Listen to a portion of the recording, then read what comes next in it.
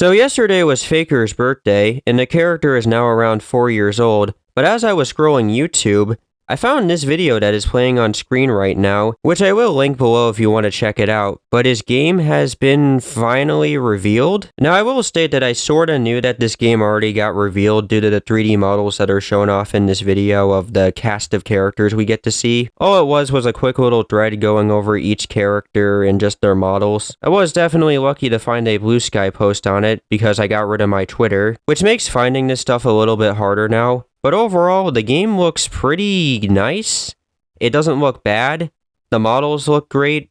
The environment, which we'll have to get into those. It overall looks like a nice and great game. As you can see right now, we have the various models of different characters, and they do have actual names to them. I am going to have to guess that each character does have a unique gameplay style to them, and maybe when you start off, you're able to pick whoever you want, or they just kind of switch as the game goes on. I think my favorite characters to come out of this roster has to be Eggman and the Metal Sonic we get to see. We do have some actual animations of the characters moving around. Nothing big, but hey, it's cool. I'm not going to get too deep into them, but if you want to check it out, well, links below. I honestly was not expecting this game to be 3D, but honestly, it's a nice change up from your usual 2D platformer EXE games. Nothing against them, but it's nice to always do something different. I was full on believing that it was going to go in that direction, but I guess I was wrong. I'm not sure what kind of gameplay this game will have. Like, we know it's in 3D, so 3D survival horror game, or maybe it's a 3D platformer about exploring the world you're in. There could be a small collectathon aspect to it where you're going around finding items,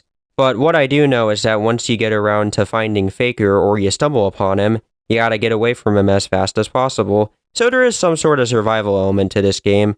So let's get into that nice-ass concept art. So here we have Tails wandering around the strange, decayed world he's in, and the environments in this game are just fascinating to look at. I guess Faker got pissed off and decided to go on a bit of a rampage, and we do have this encounter with him.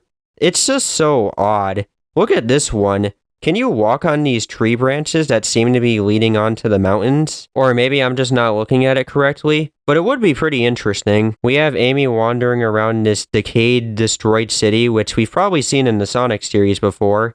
I think this could be my favorite area. And then we have Knuckles in Marvel Zone. The ground is cracked up, and then he finds a black hole, which I guess leads into Marvel Zone, the underground part of it. I do hope that is actually true, and maybe Faker pushes you down the hole, ending up in this area we're in.